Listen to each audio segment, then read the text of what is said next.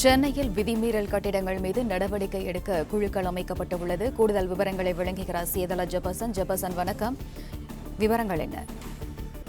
சென்னை மாநகராட்சி பகுதிகளில் குடியிருப்பு கட்டிடங்கள் மற்றும் பல்வேறு கட்டிடங்கள் இருக்கின்றன. இந்த கட்டிடங்கள் முறையாக கட்டப்பட்டுள்ளதா, முறையாக அனுமதி பெறப்பட்டுள்ளதா என்பது குறித்தான கண்காணிப்பதற்காக தற்போது குழு அமைக்கப்பட்டுள்ளது.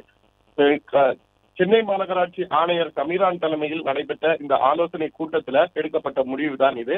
அமலாக்க பணியாளர்கள் கண்காணிப்பு வட்டார அளவில் வட்டார துணை ஆணையர், கண்காணிப்பு பொறியாளர், முதுநிலை வருவாய் அலுவலர் மற்றும் மண்டல அலுவலர்கள் தலைமையில இந்த குழுவானது அமைக்கப்பட்டிருக்கிறது.